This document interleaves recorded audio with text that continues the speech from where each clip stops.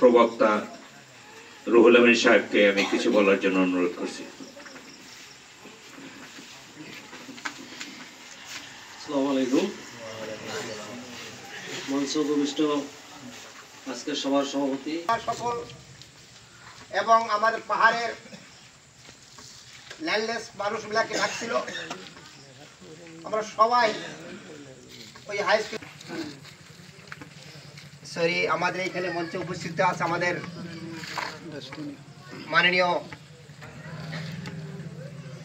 আমাদের পাবেন না, ইনশাআল্লাহ আমাদের মাটি আমাদের কাছে থাকবে, আমাদের মাটি কেউ নিতে পারবে না।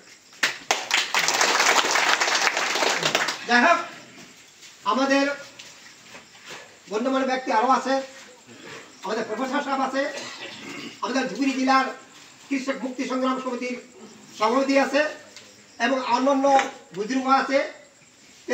তেনারাও আপনাদেরকে ভালো ভালো কথা শোনাবেন। আর এইবাৰ ৰংগামাটি অঞ্চলত উচ্ছেদ কৰিবলৈহে ইয়াত যুদ্ধ হ'ব। যেনেকৈ হিমন্ত কৈছে তেওঁ মাজে মাজে কয় যে হৰেক ৰণ হ'ব। আমিও কৈছোঁ এইবাৰ সংখ্যালঘু মানুহ জাগিছে যে আমি ইয়াত থাকিছোঁ, ইয়াত বসবাস কৰি আছোঁ, এইটো আমাৰ জন্ম জেগা। আমাক মাটি, আমি ল্যান্ডলেস পিপুল, আমাৰ ভূমি পাট্টা আছে, আমাৰ মাটি কাঢ়ি ল'বলৈ ডিচি কোন?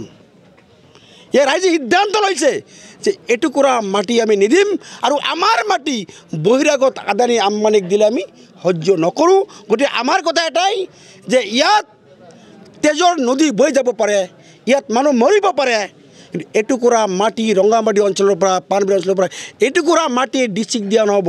ডিচি মহোদয় ডাঙৰে সকীয়াই দিছোঁ যে কালি এজন শিক্ষিত মানুহে কৈছিলে যে আমি মোৰ মাটি মই নিদিওঁ, আৰু ডিচিয়ে কৈছিলে যে আপ বদমাশি কৰ ৰহা হে। এই ক্ষমতা ডিচি কোনে পালে?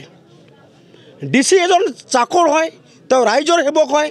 এজন জিলা উপায়ুক্ত পাব্লিক হিয়াৰিং পাতিছিলে, পাব্লিকৰ মতামত তেওঁ ল'ব লাগিছিলে, তেওঁ মতামত নলয়, তেওঁ মানুহক ভয় দেখুৱাইছে। গতিকে ৰাইজে ভয়, তেওঁলোকৰ ধুমকিত ভয় নকৰে। আমি ইয়াৰ পৰৱৰ্তী সময়ত আমি ৰাইজক কৈছোঁ যে আপোনালোকে সিদ্ধান্ত লৈ আপোনালোকে এখন কমিটি বনাই দিয়ক। আমি কৃষক মুক্তি আপোনাৰ লগত আছোঁ, আপোনাৰ নেতৃত্ব লওক। আমি জানো যে কিছুমান ক্ষেত্ৰত আন্দোলন চলি থাকোঁতে কিছুমান নেতাই পাল্টি হৈ যায়, তেনেকুৱা নহয়। এইসকল মানুহ আজি আপোনালোকে দেখিছে তেওঁলোকৰ চকুত পানী ওলাইছে। আজি বৃদ্ধা মানুহবিলাকে মিটিঙত আহিছে। গতিকে যদি ডিচি অসমৰ মুখ্যমন্ত্ৰী মহোদয়ৰ যদি মানৱীয়তা আছে, গতিকে তেওঁ এই উচ্ছেদ বন্ধ কৰিব লাগিব।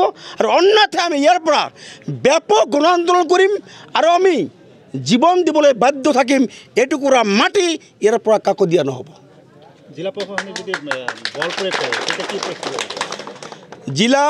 জিলা প্ৰশাসনে বল প্ৰয়োগ কৰিলেও আমি আমাৰ গণতান্ত্ৰিকভাৱে আন্দোলন কৰিম, আমি আমোদ অনশন কৰিম। আমি নাখাই আমি নবৈ ইয়াত পৰি থাকিম। আমাৰ দেউতাকৰ সম্পত্তি, আমাৰ বাপেকৰ সম্পত্তি, আমাৰ জন্ম জেগা, আমাৰ নিজ সম্পত্তি, আমি এটুকুৰা মাটি কাকো নিদিওঁ।